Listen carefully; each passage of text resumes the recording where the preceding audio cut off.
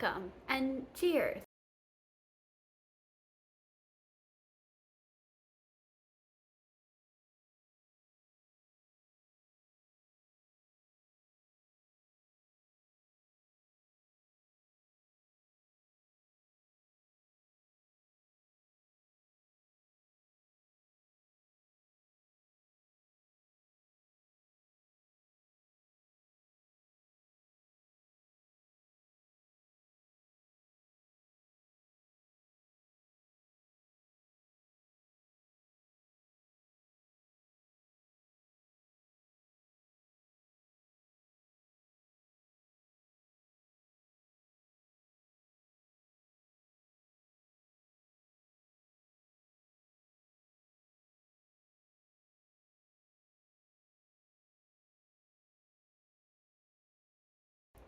It's good. Tastes like raspberry lemonade, which I thoroughly enjoy. I love raspberry lemonade. Anyway, that's not what we're talking about right now. We are talking about the books that I read in May. I keep wanting to say June, but that's this month. We're talking about last month. If you don't know me, I never do this, but if you don't know me, if this is the first video of mine you've seen, my name is Lizzie. I read sometimes. Actually, I read kind of a lot. Objectively, like relative to most humans, I do read kind of a lot. And I talk about those books sometimes. I make videos sometimes. That's the sometimes. But when I do wrap-ups, well, this is the second one I'm doing, but I've decided that when I'm gonna do wrap-ups, I'm gonna drink because I think wrap-ups are kind of boring otherwise. So yeah, also I'm filming in front of my bookshelf in my new place. Like a real booktuber filming in front of their bookshelf, even though my bookshelf is very small and doesn't have very many books on it, because not all of my books are here at the new place, and also I don't buy very many books. I think I did not read a single physical book. They were all library books, audiobooks, and ebooks this month, even though there was one physical book on my TBR, but I didn't read it, as you would know if you watched my TBR video for June. This is already, I've had one sip of my drink, and this is already like off the rails. Let's first say that I read 16 books in May, so we're going to talk about 16 books today. That was a total page count of 6,274 for actually a really high average page count. Like per book, 392, which is pretty high. I think I guess I read some longer books this month. Average rating was 3.75, so I generally enjoyed them. And I read an average of 202 pages per day this month, which I think is pretty solid. That's like kind of a lot. I read a really wide range of genres. You'll see mostly adult, but some young adult and some middle grade.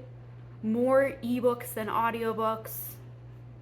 Those are my stats. I have graphs, but you don't need to see them. Well, maybe you want to see them, but you're not gonna, because I don't feel like putting them in and editing, and Clementine is running around like crazy. I don't know if you can hear her, but she was just making little noises. Now she knows I'm talking about her and she's getting self-conscious. Sorry, Clementine. Should I be pointed down a little bit more? I'm just not gonna edit this and it's just gonna be chaotic. I will edit it a little bit in case I say something crazy, but it's already been 4 minutes. Ooh, okay. The first book I read in May was Somebody's Daughter by Ashley C. Ford, which is a memoir about a woman and her life. Her father's in prison, and you don't know through most of it, because she doesn't know until she's older what he did.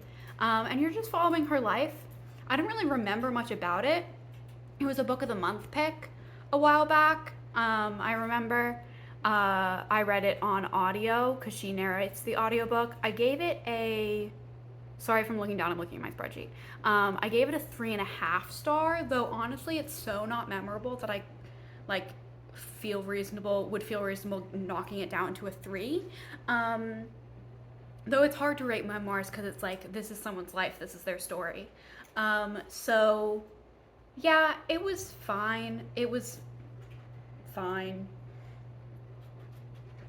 Oh, I should get my journal because I wrote little reviews. This month I wrote little reviews of all the books in my journal, and then I can remind myself what I think about it. BRB. Okay, I'm back. Here's my journal. It's kind of cute. I kind of like it. It's got books on it. An elephant reading books, a cat and some books, some flowers and some books, some coffee, sloth. I forgot what sloths were called for a second. I was gonna call it a koala. Anyway, here's my June pages. I mean, not June, it's May. We're talking about May. Come on. Here's my May highlights, which I only have one so far. I think more exciting things happened in May. It just was like one big giant exciting thing and I just wrote it in one. Anyway, here's my Jigsaw TBR spread. This is now a journaling video. Somebody's daughter. This was okay. Hard to judge memoirs because they're somebody's life, but I just wanted a little more. I wish she had dived into her feelings about her father's crimes more, but overall, well written and engaging. That's my review. I don't have anything else to say.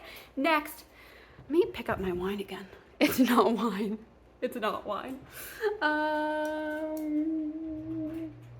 The Once and Future Witches was the next book I read by Alex E. Harrow. I loved this. I gave it 5 stars. Let me see if I can tell you what it's about. It's about these 3 sisters who live in suffragist times, the early 20th century. Where are they? I feel like they're in like Boston or something. I don't know, that could be totally wrong. But they live in suffrage times and they're witches and they are doing witchy things and they are being witches and fighting for women's rights with witchcraft. It's pretty cool. I thought the characters were great. I thought this atmosphere and the setting and the like integration of witchcraft with the world was really good, and I generally just really liked it. Do I have the hiccups already? It's because I've been talking really fast and running around. This is going to be a time to edit. Okay, Once and Future Witches, I loved it. Let's see what I wrote in my journal. This is how I do my books read spreads. I just do the stars and a little review, and it's like themed by a color. My May theme was June. I loved this. Atmosphere, characters, plot, everything. I loved the witchy suffragist concept and the historical references / context. Long but didn't feel long. And Sapphic too, A+. That's my review. Next, The Memory Police by Yoko Ogawa. So I loved Yoko Ogawa's other book, The Housekeeper and the Professor. It was my favorite book of last year. So I like kind of had high hopes for this. I used it on my Jigsaw TBR as a 5-star prediction. It was not 5 stars, it was 3.5. And it was like a solid 3.5. It was good. What's it about? So it's about this place, this world, this town, this universe. I think it's just a town where things get erased from the collective consciousness's memory. So like suddenly no one knows what a cat is and all cats get all cats get destroyed. That was a bad example. Though it did happen to birds. That's like one of the first things that gets disappeared is birds. And that's really sad. But anyway, a thing gets disappeared like photographs and they all get destroyed, like collectively burned. And then the next day no one remembers what a photograph is.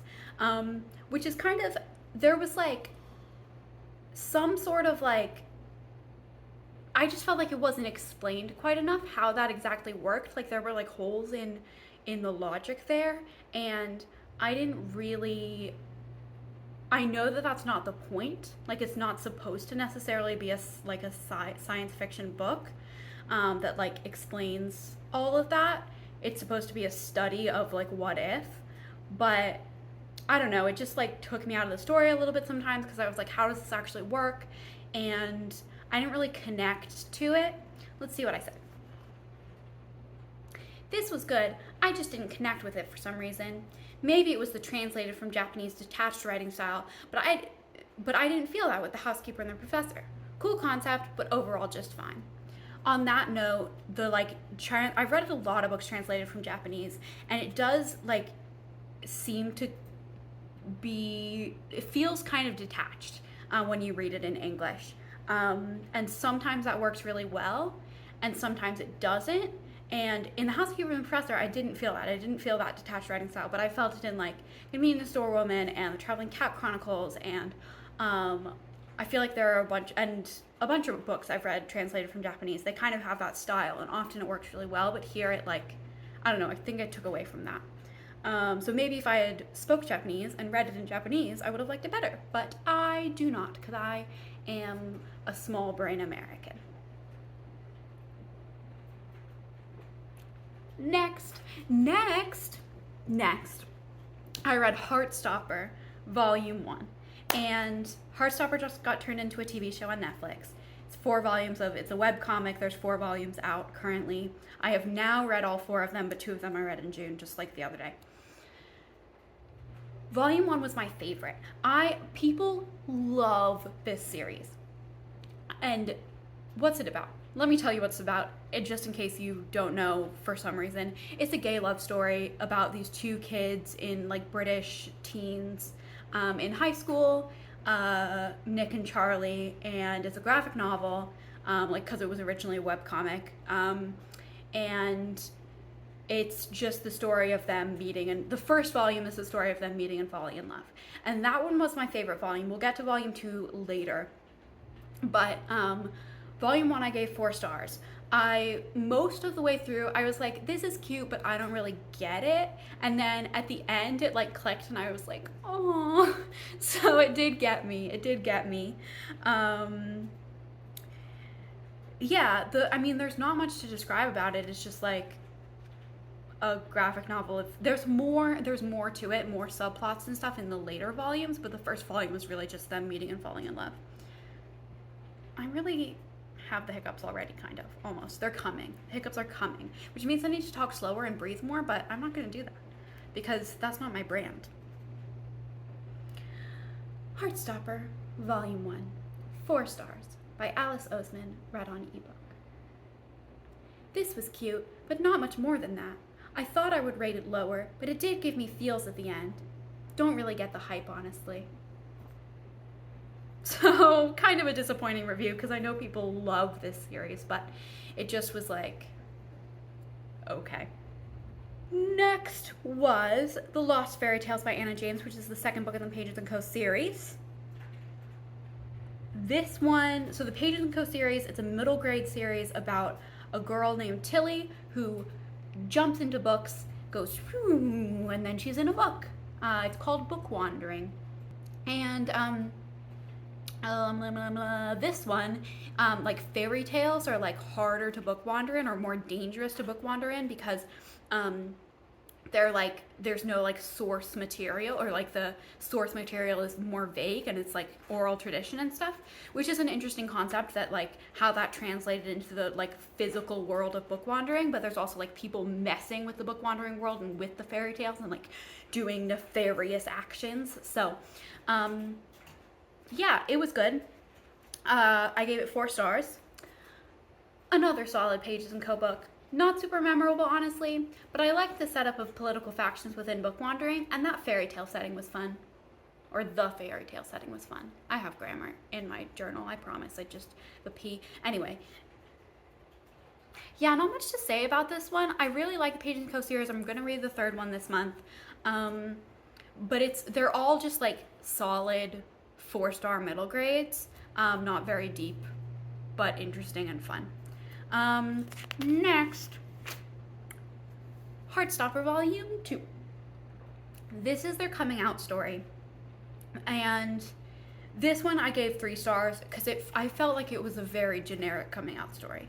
Like, it was cute. I think the art style is great. Like, it was fun to read and very quick to read, but let's see what I said. This was fine. Cute again, but at this point, coming out stories are so done. It didn't really make me feel anything. Looking forward to continuing, though. So yeah, it just was like, fine. I guess I'm just tired of coming out stories, especially nothing like particularly interesting even happened. It just was like, well, I'm not gonna spoil how it went, but anyway, it was just like a generic coming out story. Next, I need to drink up. I haven't been drinking. I've been filming for 16 minutes. I've only drunk half, maybe a little more than half. Let me finish up. Next, I read Hidden Figures by Margot Lee Shetterly. So Margot Lee Shetterly, this is the book the movie was based on that was really popular a couple years ago. She was my commencement speaker because I graduated this month, and she was the speaker at my commencement. And I was like, okay, I'll read her book before I hear her talk.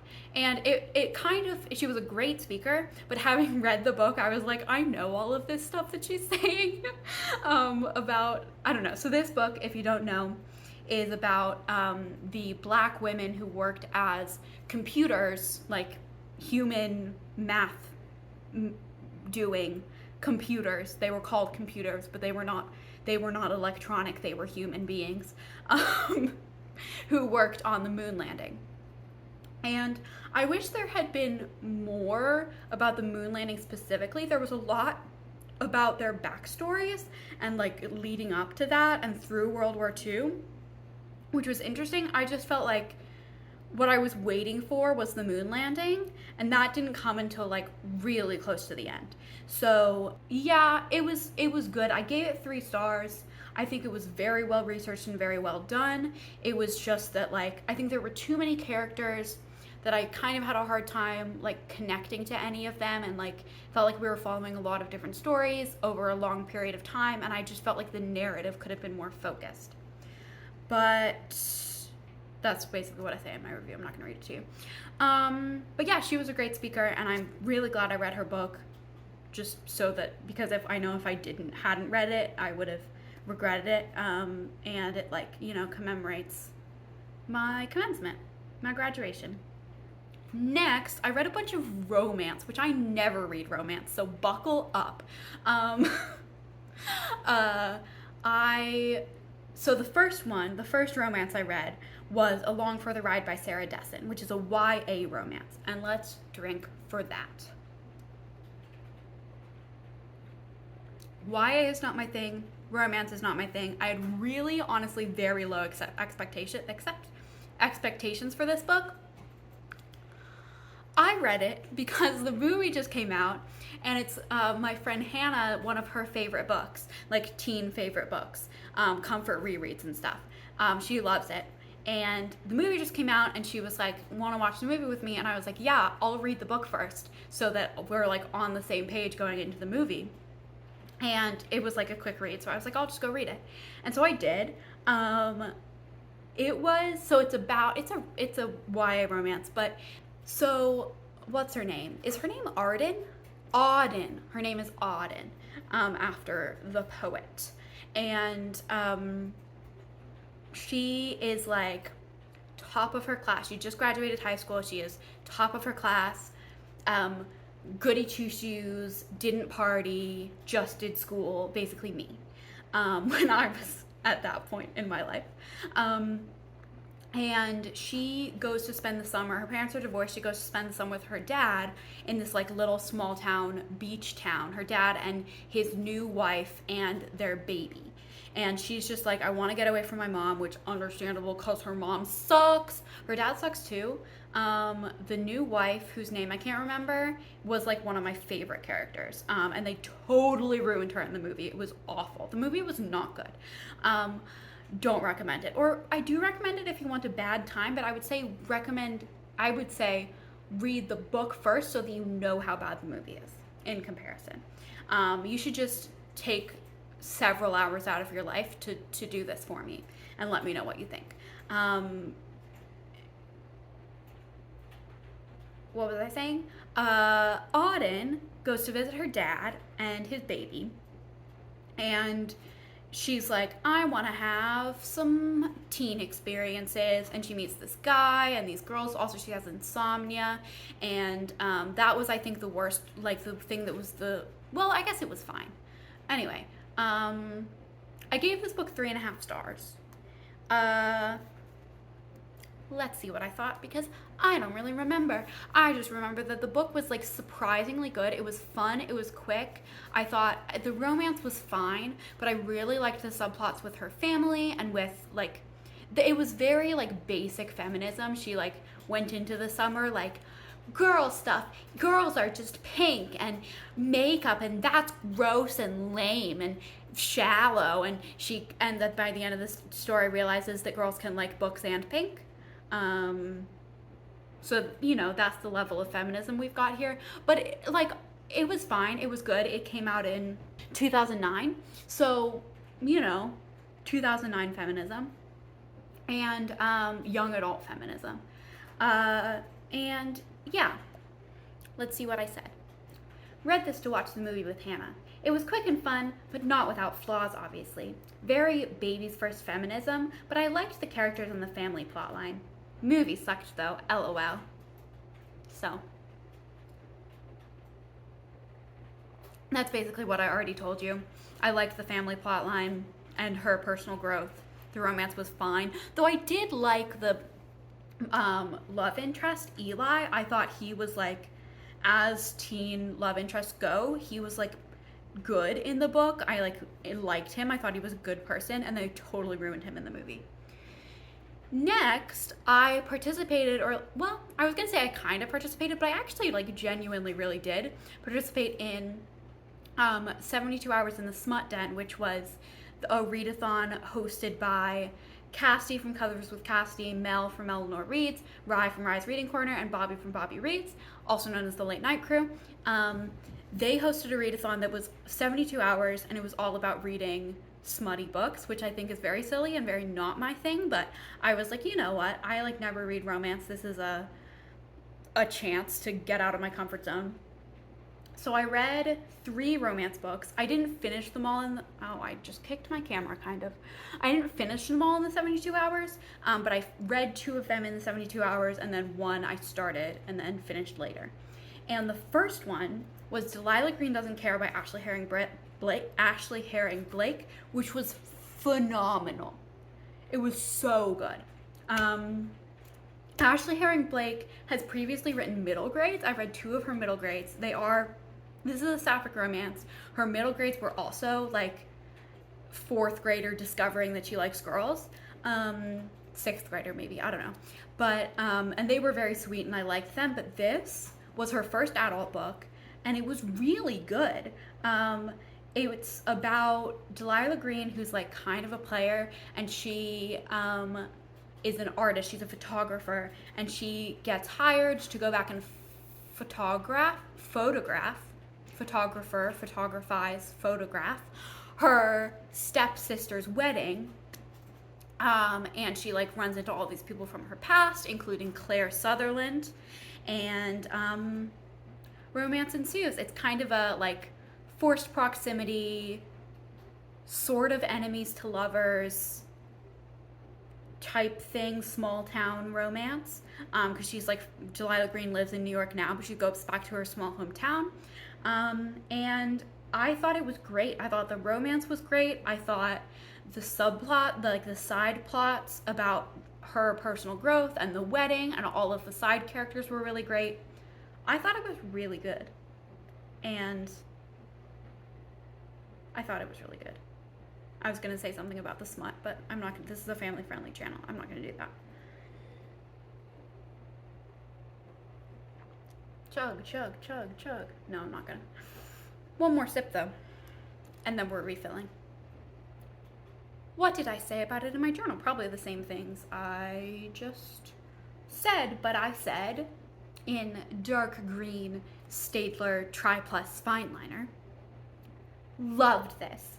Can't believe I gave a romance book 5 stars. Super well written. Loved the characters and side plots. Non-annoying third act conflict. Fantastic. So, a glowing review. I really think you should read it, even if you don't like romance, especially if you like gay books. It was really good. It was really fun. Next, I read. So the thing about the Smut Den readathon was that there was a wheel full of tropes, and you spun the wheel and then you had to read a book with that trope, and you only got 3 respins. And I was like, I'll break the rules of I wanted to read Delilah Green and then this other sapphic romance, which I'll get to next. And I was like, I'll just stretch whatever prompt I get to read those. But then I finished Delilah Green pretty fast, and then I spun Friends to Lovers, and I was like, my next one isn't really Friends to Lovers at all, but it's actually Enemies to Lovers, kind of. And I was like, well, I'll just pick up something quick that's friends to lovers. And the first thing that came to mind was, that was a long, rambly introduction, People We Meet on Vacation by Emily Henry. A straight romance. Chug for that. I'll get in a more drink once I finish talking to you about this one. This was so boring. This was so boring. It was 2 stars. I don't give 1 stars unless it's like problematic, and 1.5 stars I have to actively like dread picking it up, and I only finish 1.5 star books if they're like for a video. Anyway, 2 stars because it wasn't problematic and I didn't DNF it, but it was so boring. They just were like, it was a chapter after chapter of descriptions of their vacations, and I do not care. And like every single one had the same like romantic tension, and it was like, there's no reason for you not to be together. Just get over yourselves and be together. And then the 3rd act conflict sucked. And I just thought it was bad. And I don't know why people like it. It wasn't even that, like, just trying to think of like things people like in romance. It didn't even have, it was just descriptions of vacations. It was so boring. Let's see what else I said after this was so boring. I don't even have anything to say about it. It was just boring and dumb. Bless straight people. Boring. Queer romances are more interesting in general, and that's my hot take. Let's get another drink. I'll be back. Okay, I'm back. Hello. I am a little tipsy. Gonna be honest with you. But we still have, I can't count, maybe 6 books to get through. Okay, next one that I read, that I started during that 72-hour readathon, but did not finish, and then I finished later, was Written in the Stars by Alexandria Bellafleur. This was cute, is what I say in my review. Let me read my review first and try to remind myself. No, I'm going to tell you what it was about first. I didn't tell you what People We Meet on Vacation was about. I feel like everyone knows what that's about. It's just about 2 like pining straight people who go on vacation together year after year, and then they have a fight, and then a couple years later they're like, let's go on one last vacation to see if we can make up, and then they get together and this is a family-friendly channel.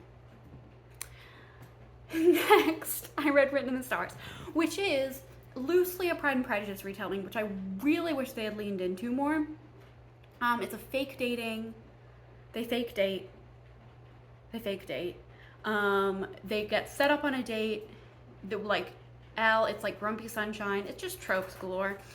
Elle is like astrologer, and she's like blah, blah, blah, blah, blah, blah, blah. And then Darcy is like an accountant, or like she's an actuary. Speaking of accountants, I was telling my 4th grader what an accountant was, because we were doing analogies practice for her test, and this is a story time. And I was telling her what an accountant was, and I was like, it's about math, and it's about money, someone that helps you with math, and like counting. And she was like, so you're an accountant? Because I also help her with math. And I was like, no, I'm not an accountant. I couldn't be an accountant. Anyway, I just gave a bad description of accountants because I don't really know what they do. They're like money and tax law, but how do you explain that to a 4th grader when you don't even know yourself? Anyway, Darcy is an actuary. They get set up on a date by Darcy's brother, Brandon. And then they decide to fake date because it's advantageous for both of them. And that actually made sense. I read, The Love Hypothesis a few months ago, and that's also fake dating. And the reason they were fake dating did not make sense, and I did not like it. But it actually made sense why they were fake dating. And then, they fall in love. What did I say? 3.5 stars. This was cute. I liked the grumpy sunshine and fake dating tropes, but I wish he was more Pride and Prejudice. Also, the third act breakup sucked. But this, I don't know why I'm like blushing to say that the smut was good, but it's just that this is a family-friendly channel. But the smut was good, and the romance was generally cute and enjoyable. Not much to say, really. So we're gonna move on. Dramatic page turn. Next, I read Exile by Shannon Messenger, which is book 2 in the Keeper of the Lost City series. And if you don't know what the Keeper of the Lost City series is about, you can watch my previous wrap-up, because I remember I did a great description of it. But in this book, Sophie gets tried for more crimes. She has more powers. She becomes even more chosen one. She meets her alicorn friend Sylvanie. Unicorn? Pegasus? I don't actually know what Sylvanie is.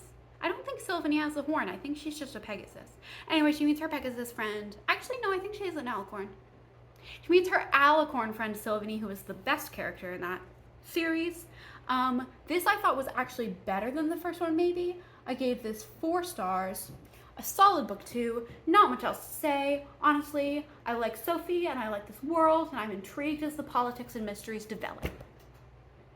So, yeah, I'm not going to dwell too much on that because it's a book 2, and I want to get through this. Next, The Animals at Lockwood Manor by Jane Healy. This is a historical fiction book about, in the wartime, the World War II time. I don't know if this is actually true. I tried to look it up and then I got distracted and didn't. But in the world of this story, the British Museum gets evacuated because they feel like London's gonna be bombed, so it gets evacuated to houses in the countryside, and we follow a museum curator or worker or head of the mammal collection. Anyway, we follow a museum lady, and she goes with her mammals, so all of her taxidermied animals and specimens and etc., to this country house. Put her at the country house. Put all the lions at the country house. All the jaguars. The jaguar goes missing. Mysterious. Anyway, she's at this country house with this Lord Lockwood and his daughter. Ooh. Romance ensues. And we just are following her at this, then what happens, and it's kind of creepy because it's a creepy old house and things are going missing and things are moving around in the night, and also romance. And this was, how many stars with this? It says 4 stars, but I think I would bump it down to 3.5 because it's not super memorable. Oh yes, here we go. I liked this, but in retrospect, does it deserve 4 stars? Def maybe 3.5. Really interesting premise that made for a cool setting, and I liked the romance, but the mystery wasn't all that intriguing, and the pacing was weird. Things either happened really fast or not at all. Next, we are getting through this. Next, I read Catherine of Aragon, The True Queen by Alison Weir. This is for the Tutor Along hosted by Danny's Book World, Gem of Books, and Novelle Novels. Even though I'm not very involved in the discussion, they're reading it, so I am also reading it. But I think the live show is going to be at the end of June. Anyway, I read this. It is a fictionalized biography of Catherine of Aragon, Henry VIII's first wife. It's long. It's 600 pages. There's my like. But I liked it. I thought it was really good. I gave it 4.5 stars. I got tired of writing reviews at the end of the month, and I didn't write a review for this one or the subsequent ones, and I apologize for that. But Alison Weir does a really good job with her fictionalized biographies. I read her Queen Elizabeth one. She uses most of the dialogue is taken directly from letters and court proceeding minutes, and I don't know if they're called minutes. Anyway, it's taken directly from historical archive, so it's very accurate. She dramatizes. She said she of course she is making conjecture about emotions, and she said she did combine a couple minor characters, just lords you know, to make it less confusing, but generally it's very historically accurate, but it's written in an engaging novelized format, and I think she does a really good job. I thought this was really good. It's a history book, so it's basically a biography, just written as a novel. Novelized is probably a better word than fictionalized. It was really good. I thought there was definitely a lot I didn't know. Like you kind of know the end of the story, but there was a lot about the beginning of her marriage with Henry and her coming over from Spain as a like 16-year-old to be married. And she just wrote so convincingly from Catherine's perspective that I'm really excited to read the next one, the Anne Boleyn one, and see her write from a completely different perspective of the same events. I think that's going to be really interesting. I feel like this is getting too serious for a tipsy wrap up and I need to drink more, even though there's only 2 books left. But I really liked this. I thought it was genuinely really good. I think Alison Weir is a very talented writer and historian, and I am glad to be able to be done with my degree and be able to read like historical fiction and like more serious history books for fun again. So yeah, I liked it. That was good. Next. And penultimately, The Paris Apartment by Lucy Foley. Now, I read The Guest List by Lucy Foley last year and I really liked it. I thought it was great. This was not so great. This is about a woman whose name is Jess? I think it's Jess. And she goes to visit her brother in Paris. But then when she shows up at his apartment, which is like a really fancy swanky apartment that she's kind of like, can he afford this? He's not there. And so she like kind of breaks in and just like lives there for a while and tries to figure out what happened to him. And it was boring. I gave it 2.5 stars. It, like, the thing that Lucy Foley does is she, I'm getting distracted by my feet. I'm not going to tell a story about my feet.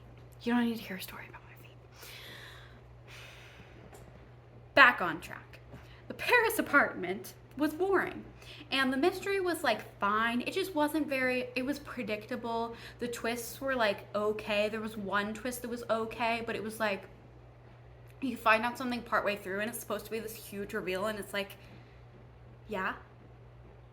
And it just was like, I don't know, everyone said it wasn't that good and then it wasn't that good. So I'm kind of disappointed. The thing that Lucy Foley does really well is writing from a lot of different characters' perspectives. So you like kind of read all around the story and you're like trying to piece together what's happening based on what everyone knows. I think that still was the case here. It just was like, it worked less well here than in, what's it called? The Guest List. Though I'm interested to read her other book, which I believe is The Hunting Wives, or maybe that's another author. Anyway, Lucy Foley, Paris Apartment. Paris setting was, we didn't even really get much of Paris. And the reveal of like what was actually going on was like kind of not that great. It was just like kind of, yeah, like, okay. It's like, this is not actually what the reveal was, but it's like when a thriller has the wrap up, it was all about drugs. I hate that. And this was like kind of a similarly cheap twist. So yeah, did not like it. We are almost done. What was that? Oh, that was an email. Let's see if it was important. No. The last book I read in May was Great Circle by Maggie Shipstead. And that is the first book for a vlog that you'll be seeing in a couple weeks, hopefully. I'm gonna do it. You better hold me to it. If you don't see a vlog by like the 16th or 17th of June, be like, Lizzie, where the heck is that vlog that you teased? Because, anyway, Great Circle by Maggie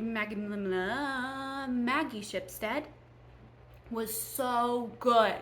You'll hear more about it in that vlog, but I gave it 5 stars. It's about this lady who was a pilot in the 20th century. She like was born in the early 20th century, and she grows up. You follow, it's like really long, but it like was okay that it was that long. I guess I read a lot of long books this month. We know that because my average page count was high. Throwback to the beginning of the video. Isn't that clever? I totally did it on purpose. Yeah, it's kind of like an epic story of this woman's life growing up. It starts with her parents, and we see her growing up. We spend a lot of time in her childhood, and then she's a pilot. She's this like important female pilot, and then there's another timeline of the like present day in quotes. I think it's like 2014, and this woman's life story is being made into a movie, and we also follow the star of said movie, and it just was really good. And for more details, you'll have to watch my vlog.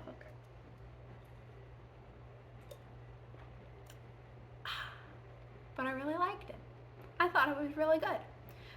That's it. That's all the books I read in May. That was a whirlwind. I feel like this was very long, and I apologize, but hopefully I will edit it, or maybe I won't. And you just have to watch the whole thing. Or you don't have to do anything. I can't force you to do anything. But I can force you with my withering stare to like and subscribe. You better. Manual zoom. Anyway, like and subscribe and comment down below if you have read any of the books I read this month, and if you disagree with me or agree with me, but it's more fun if you disagree. Tell me that you loved People We Meet on Vacation, and tell me that I'm wrong, because a lot of people love that book. And I will see you in a new video coming soon. Okay, bye.